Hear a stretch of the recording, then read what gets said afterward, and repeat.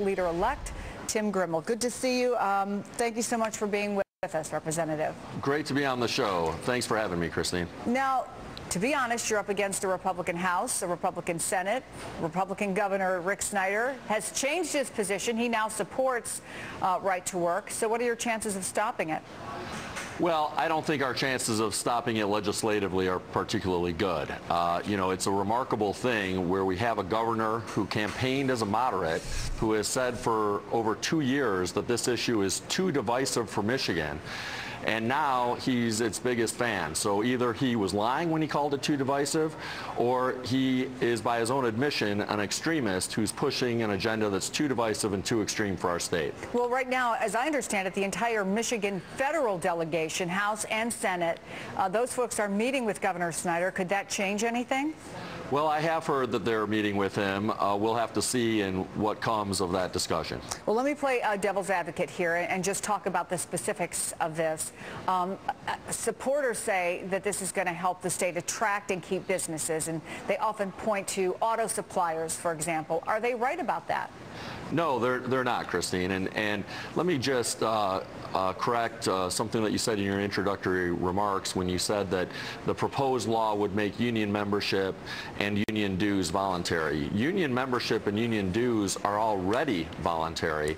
It has been illegal in the United States for over 60 years to compel anyone to join a union. Currently, in Michigan and most other states, if people do not join a union and do not pay union dues, yet are covered by a collective bargaining agreement and benefit from higher wages, higher benefits, and better working conditions under that collective bargaining agreement, they must either be a union member or they must pay what's called an agency fee simply to cover the administrative cost of administering that collective bargaining agreement. What this law would do is it would allow those individuals who benefit from a collective bargaining agreement to avoid paying their fair share. And that's why I don't call this right to work. I call it a freedom to freeload law.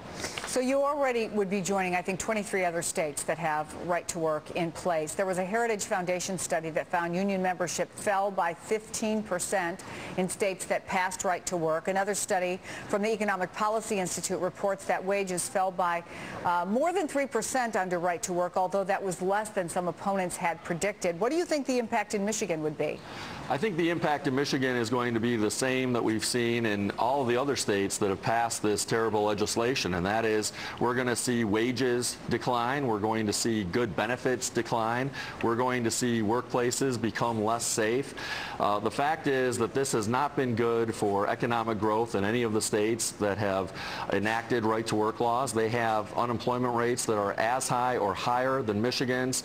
Pushing right to work is the surest path to poverty that anybody could pursue here in Michigan. Well, there were some pretty big demonstrations last Thursday at the state capitol to protest this, kind of reminiscent of what we saw in Wisconsin and Ohio when those states voted on these union issues.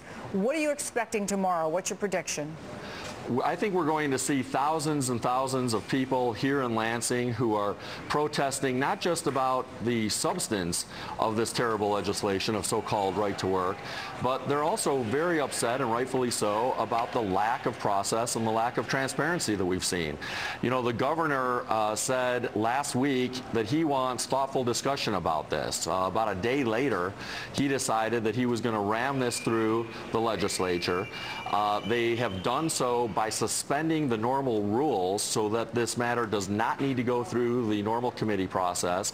As a result, there's no opportunity for public input, and they voted to discharge it from committee without any committee hearings, and within 90 minutes it was passed on the floor of the State House. That is the opposite of democratic transparency. It's the opposite of any meaningful discussion or deliberative process, and it's really a slap in the face to democracy to do this during the waning hours of lame duck when they're depending on the votes of people who just lost their election in November because their extremist agenda was rejected by voters. And they know that they have to do it now. They have to depend on those people who just lost votes because it's those people who won't be able to be held accountable by the voters in the future because they're going to be gone by the end of this year. Representative Greimel, thank you so much for taking the time to talk to us. Thank you, Christine. You know,